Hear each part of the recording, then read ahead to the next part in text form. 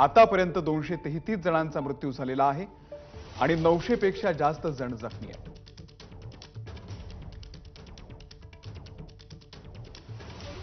तर ओडिशाच्या बालासोर जिल्ह्यामध्ये हा सगळा भीषण रेल्वेचा अपघात झाला. दुःखद बाब ही आहे की यामध्ये 233 प्रवाशांचा मृत्यू झालेला आहे.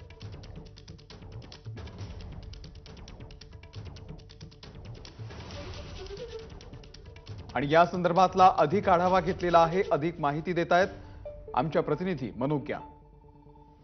देखिए शव की संख्या बढ़ती चली जा रही है. मैं जहां खड़ी हूं वहां पर ठीक उधर यानी कि हाई कैपेसिटी पार्सल वैन से एनडीआरएफ की टीम्स बार बार शव को निकालकर यहां ला रही हैं.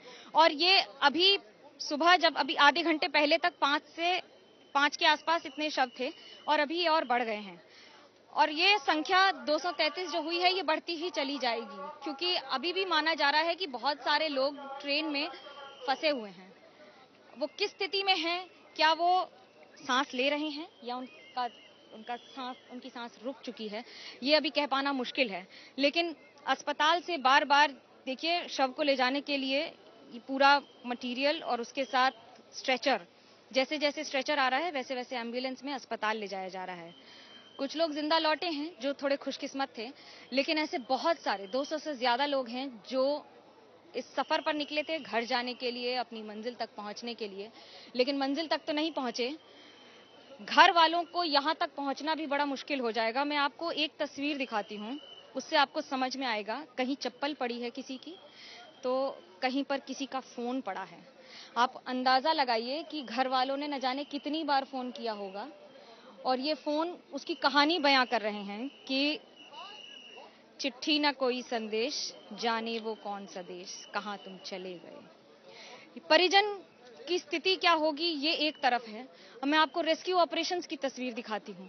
ये जो मालगाड़ी है इसे हटाने की तैयारी हो रही है, इसलिए बार बार सायरन बजाकर यहाँ से caution do not cross RPF और इसके ये गैस कटर्स का इस्तेमाल किया जा रहा है दाईं तरफ पर.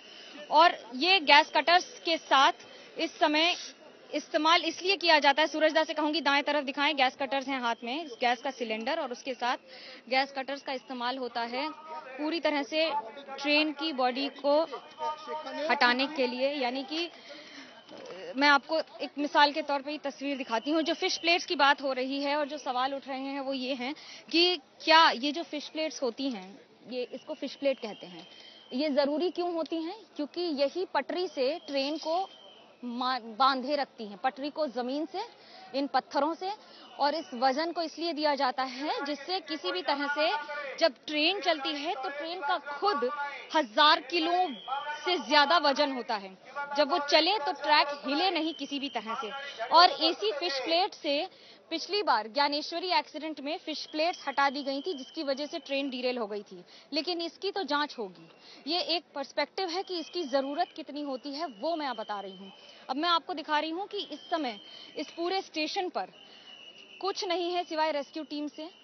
जो लोग हैं गांव वाले इकट्ठा हुए हैं यहाँ देखने के लिए क्या स्थिति है अपने इलाके की, उन्हें हटाया जा रहा है.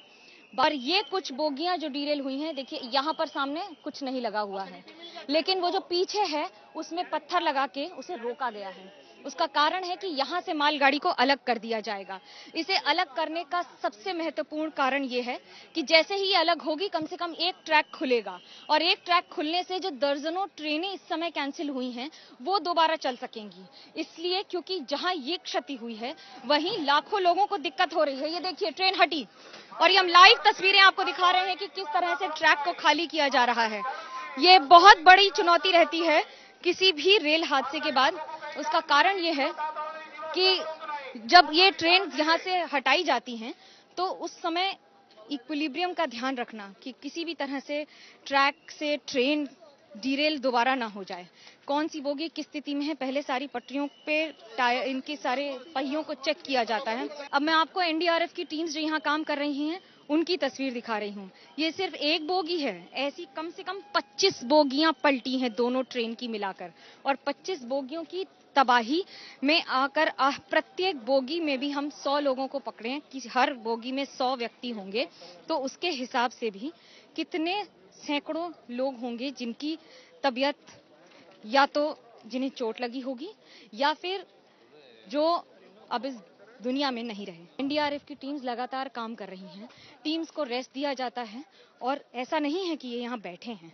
दरअसल टीम वाइज काम किया जाता है। बहुत ज्यादा स्ट्रेस और प्रेशर का काम होता है रेस्क्यू ऑपरेशन। इन इलाकों में सबसे पहला काम करना पड़ता है वो है बिजली की व्यवस्था को खत्म करना, क्योंकि किसी भी ट्रैक पे, किसी भी ऊपर तार पर, कहीं भी किसी भी हालत में बिजली नहीं आ सकती है। अगर करंट आया तो जो रेस्क्यू ऑपरेशन कर रहे हैं उनको भी नुकसान हो जाएगा, उनकी जान को भी खतरा होगा। तर आपल्या प्रतिनिधी मनोग्या यांनी या संदर्भामध्ये संपूर्ण आढावा घेतलेला आहे आणि अजूनही अनेक लोक या बोगींमध्ये, या पडलेल्या बोगींमध्ये अजूनही अडकलेले असल्याची भीती व्यक्त केली जाते। जवळपास 25 डबे, 25 बोगी या रुळावरून घसरलेल्या आहेत। त्यामध्ये प्रत्येकामध्ये 100 जरी पकडले तरी जवळपास 2000 लोक अजूनही अडकले असल्याची भीती व्यक्त केली जाते। 3 ट्रेन्सचा हा विचित्र अपघात झाला आणि यामध्ये आतापर्यंत 233 जणांचा मृत्यू झालेला आहे। त्यांचे मृतदेह बाहेर काढण्यात आलेले आहेत।